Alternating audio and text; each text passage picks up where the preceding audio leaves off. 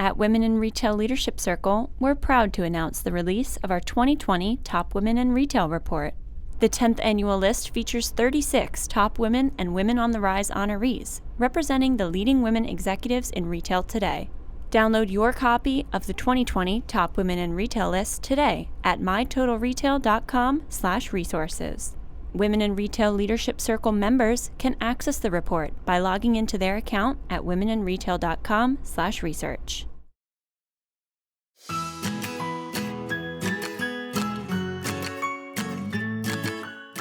Hello and welcome to Women in Retail Talks. I'm Ashley Taradio, Senior Content Strategist at the Women in Retail Leadership Circle, and today I'm joined by Beth Gerstein, co-founder and CEO of Brilliant Earth, a global leader of ethically sourced fine jewelry and a leading e-commerce jeweler. Today we're going to be talking about how Beth recognized a gap in the market when she became engaged and struggled to find jewelry that aligned with her values.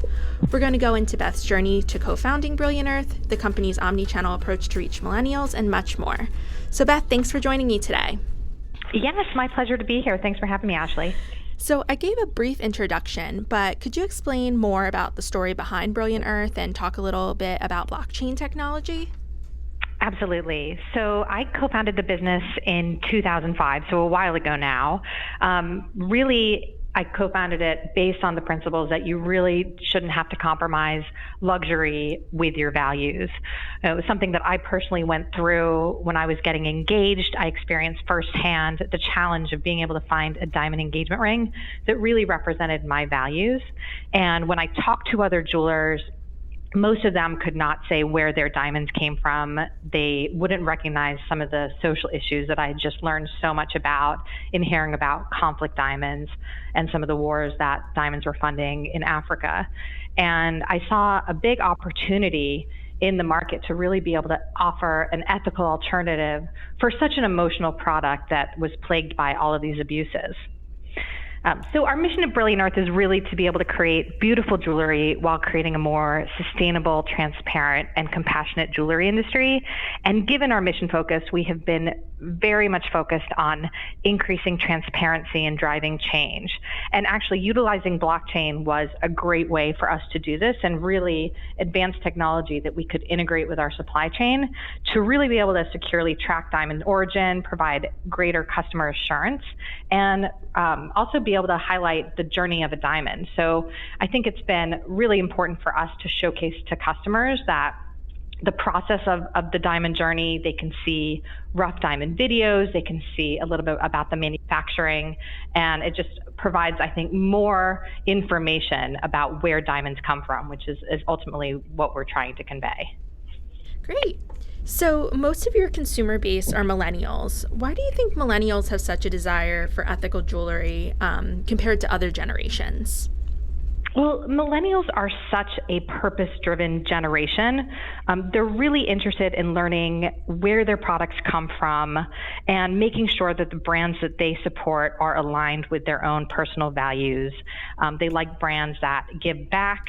They like brands that demonstrate responsible practices. And I think all of this aligns especially in jewelry. You know, I talked a little bit about how a diamond really represents this love and commitment with two people. There's so much emotional value behind it, and people want to feel like they can really feel good about this purchase, that it's not harming anyone, that it's actually doing good in the world. And so I think for jewelry, I think creating an ethical alternative just makes so much more sense. In addition to that, millennials really have so much access to information, and so they can do so much more research, I think, than previous generations. I think there's a heightened social environmental awareness generally. Probably some of that's driven by climate change awareness and some of the other challenges that they're experiencing and that we all are. So, you know, I think it really is about how do they find brands that are authentic to them, that have responsible practices, and I think jewelry is just such a natural extension of that. The other thing I would probably say is that with the millennial audience and younger audiences as well, sustainability and responsibility is just table stakes. So I don't think it's enough to just say, hey, we're looking at these ethical sourcing practices, we're doing everything we can in terms of giving back. I think you have to deliver so much more than that in developing really high quality products and a really premium customer experience so that it's really more of a holistic brand proposition that you're giving to them. Gotcha. So Brilliant Earth is e-commerce driven, but you also have showrooms. What was the strategy behind the showrooms, and how have you seen them affect the business? Yeah, actually, interestingly enough, we have had showrooms from the very beginning. Oh, okay. So while you see a lot of digitally native brands expand quite a lot in physical retail, I think we noticed early on when we were talking to customers, they were really asking, hey, where can I see this? And so kind of immediately when we opened our San Francisco office, we kind of developed this makeshift showroom and just saw incredible response. When you think about a considered purchase, a lot of people just really like to come in and touch and feel and experience the product. It's also really allowed us to connect with our customers in such a deep manner and allows them to really experience what our brand is all about, which I think has been really phenomenal for us. I think also in today's environment, you're seeing that a lot of customers are thinking about experiencing brands in different ways. So some people want to buy online, some people want to come in and touch and feel a product, some people have multiple touch points along the customer journey. And I think having showrooms connects with just a much broader variety of customers, which I think is great. It also allows us to create a really strong customer connection and really allow them to scale and grow faster. So it's been really exciting. Every time we launch a showroom, we get really fantastic customer responses. And it's also very interesting that, we're really thinking about how do we really marry the experience. So it's omni-channel. It's not just here's your digital experience, here's your in-store experience, but really creating kind of a holistic view there. Exactly. And what kind of experience can customers expect to receive when they visit a Brilliant Earth showroom? And how does personalization play a part in that? Yeah, well, look, oftentimes this is one of the largest purchases that our customers are going to make. You're talking about people who haven't bought a house. An engagement ring is just, off the charts in terms of something that can be a stressful experience. And so what we aim to do is to provide a really low pressure environment with a lot of education. We want it to be luxury, but also really relaxed and fun and allow customers to really feel comfortable about an otherwise potentially stressful experience. So that's how we've kind of architected overall the showroom. It's also highly personalized. So customers visiting our showrooms will get a one-on-one appointment with a dedicated jewelry specialist. And we also make sure that the appointment is very much tailored to whatever they are interested in.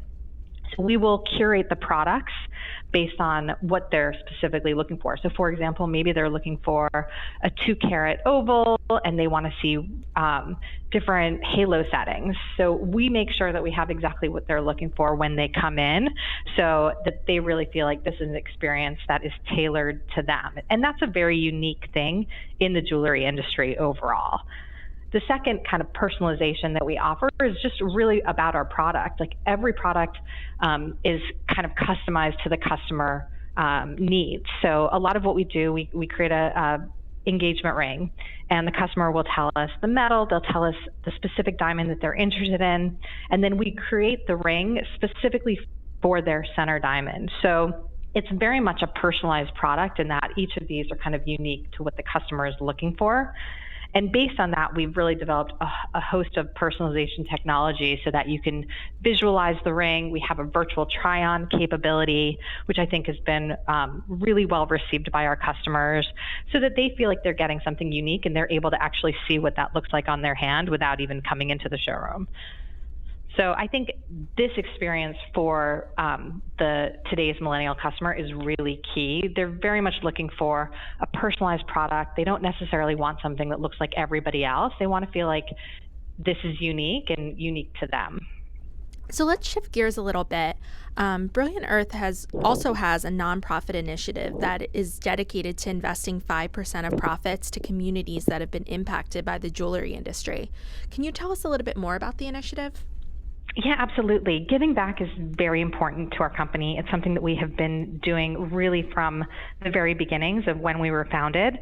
So, to break cycles of violence, worker exploitation, and poverty, we have donated 5% of net profits towards programs that are really dedicated to improve lives of communities impacted by the jewelry industry and in communities that we operate. So some of the initiatives we focus on is around human rights, education, environmental restoration, and economic development. The initiatives that I feel really passionate about, we actually helped to fund a mobile school. They called it the Brilliant Mobile School, which we also were really proud of.